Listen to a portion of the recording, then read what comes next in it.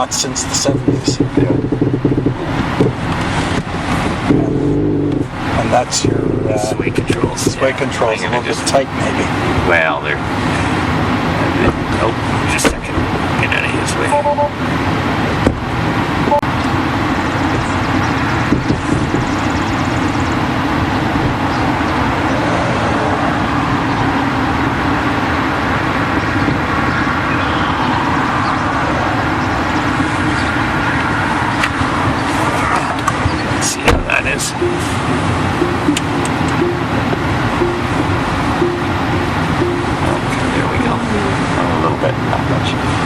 Speed will come up in here, and then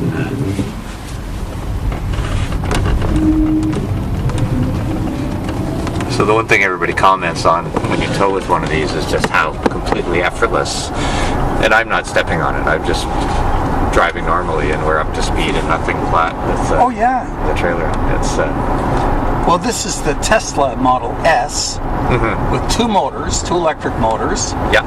And your 0 to 60 speed on this is probably faster than most gasoline-powered performance cars. Yeah, 3.1 seconds is 0 to 60 in about a 10-second quarter mile, 10.5 seconds I think it is. Now, if you want faster than that, you can get the Plaid model, which is 9.2. I think Jay Leno did a 9.24 second quarter mile in it, which for a four-door sedan, straight out of the box. That's incredible. Yeah. Now, last time we did a tow test with a Tesla, we were towing a Airstream Basecamp 20-foot trailer with a Tesla Model 3. That's right. And that towed beautifully, and the range on that was around 200 miles. No, about 200 kilometers. Oh, 200 kilometers, so around 160 miles? That's ish. Right. Yeah. Any test results on what the range of this Model S might be? Well, this Model S with this trailer would probably be in that same range. Of course, this is a much larger vehicle. Yeah, we're an 8-foot wide trailer instead of 7 foot 3 inches, and we're it thinks sometimes there's a truck beside us. I would think it's probably a good idea for it to think there's a truck beside it. What we've learned, using these after a couple of years now, is the total range isn't, everybody talks about that number, but it's not really a real world number that you use very often. No. And the reason is that when you go to a supercharger, if you're on a trip, you charge to 80% in 25-30 minutes. Yes. The last 20% is going to take another 25 to 30 minutes.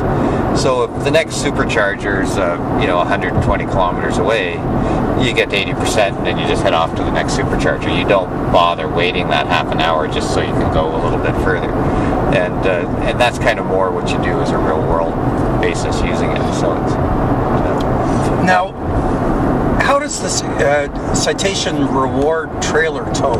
Well, again, this is kind of ideal for the Tesla. It's because it's all about aerodynamics. It's not about weight at all. Once this thing's rolling, the weight matters an infinitesimal amount. It's the air drag you have to overcome every foot of the way. So that's for towing with electric, what you want is as aerodynamic a trailer as possible, and that's tailor-made with this. And then, this car handles extremely well. It handles like a sports car, even though it's a big, roomy four-door sedan. So a trailer with a low center of gravity, the independent suspension, and all that also suits it well. So you can wheel this thing around, and it just sits there. It doesn't do anything, and it's that's the way it should be. Oh, absolutely. Now we're looking at the control screen, and we're looking at the hitch. Now you've got an ease lift class 3 weight distributing hitch with sway controls on. Yeah. And you just demonstrated a rapid lane shift that felt absolutely solid. It felt better than when I drive my normal four-door sedan. Yeah. This felt more solid than that. do you get any kind of an impression that we might be exceeding the capacity of the tow vehicle by towing a trailer that is essentially up to about 6,000 pounds? It's like using a sledgehammer to drive a tack. It's got so much power and so much reserve stability. It's just not an issue for it at all. Now, you custom fabricate the Class 3 equalizing hitch for the Teslas. That's right. We start with actually, you can buy a Class 2 bolt-on for them. Yes. Which we didn't do on the Model 3 because it wasn't out yet, but now you can. So we start with that and then just make it much stronger, extend it further forward in the chassis, which we do with an awful lot of vehicles. And the only thing that's kind of neat about the Tesla is we can actually do that inside the trunk instead of having to do it underneath the vehicle. So it's just a tidier installation. You would never do that in a gas vehicle because you wouldn't want to risk exhaust fumes coming in. Yes. But on that's now on the Teslas, you can actually have this drive itself. Is this something that you've tried with the trailers? Yeah, it'll actually. Well, we can do it in a minute here if you want. It'll self-steer with the trailer on. I don't have full self-driving on this one. Yes. That is an option that they have, which they say full self-driving. It's really not there yet, but they're coming along with it. It'll eventually be there, but it does stay in the lane. So, you know, if you're having a conversation and you like to talk with your hands, the car is actually steering. Yeah. Now this one here, you have to maintain a little bit of pressure on the steering wheel. It won't let you just take your hands off the wheel. So if there it's self-steering now. And I can take my hands off the wheel for a bit, but it'll give me a warning here in a second to touch the wheel again. And so even with the trailer on, it sits here driving along by itself. There we go. This is to apply. Yeah, I don't know if I'm entirely comfortable with that, to tell you the truth. Yeah, but it's that part of it is pretty. It works well. Now this is a good road with lots of lines on it and things like that. They haven't got to the level yet where it'll drive through cities and stuff, but they're starting to. There's a few cities in the U.S. where they now have full self-driving, and we'll come up. No, there's no left. You'll come up sometimes to like a left turn lane, and it thinks for a second, and then it picks the right path. But so it's running along here quite nicely, steering itself. Interesting. Yeah, I don't know. Now, where I find it sometimes a little bit handy is just if you're driving along, you're wanting to watch the mirror, or you're trying to do something on the screen here, set the climate control, things like that. You can hit that, and you know it's going to keep you in the lane going down. But it's the car drives so effortlessly anyway. It's not a big deal to just steer the car. Yeah. Now, just focusing back with the Citation Reward travel trailers, I would think the majority of people would be towing this with a sport utility vehicle, a crossover, a standard sedan, a pickup truck. Yeah, but I think when you buy this, you're buying something that's going to be a logical investment in the future. Yes. Because,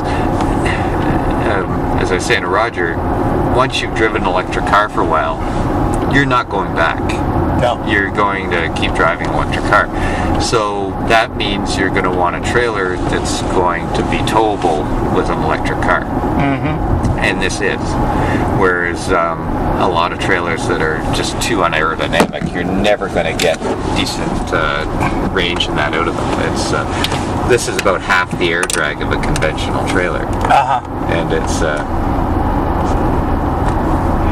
Now this 25-foot Citation that we're towing now, dry weight just over 5,000 pounds, regular loaded weight probably in the 6,000 pound range. Yeah. Moving up to the next size, the 28-foot, would be what, essentially 1,000 pounds more? No, it's just a few hundred. I can't remember the exact spec right now, but it's not a big weight difference. And again, the weight's not a big factor anyway. You would buy you would stay with this one over the larger one. Nothing to do with towing down the highway. You probably would be very hard pressed to ever tell the difference. You buy this one just for the trimmer size, for getting in and out of places and things like that. And, you know, and this 25 has everything you need. It's got lots of storage. It's a great livable trailer in a compact length that's easy to live with, to travel with. That's what's great about it. It's really quite amazing. Now, I imagine you've towed quite a fair amount with these over the hills, bad road conditions. I would think it's as stable on any road condition as it is what we're experiencing today on dry level roads. Our second beginner seminar this year, we had a blizzard go through. So it could have used snow tires for that, but it's the first time in all the years we've been doing those that we actually had to cancel them because the roads were too dangerous. Really? But that's you know, snow tires. It's not a problem. I'm recording now. Okay, recording.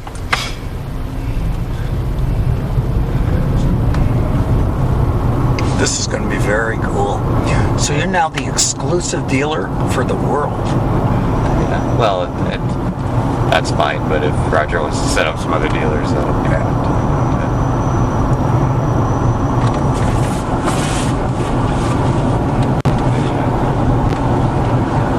See, this We're curve, coming up to the curve up here, so you'll... This could be the famous curve where we can get a really good... This is where we were with the Lance. we could get a looks a cover little shot different coming now. around here. Oh, totally different. Yeah.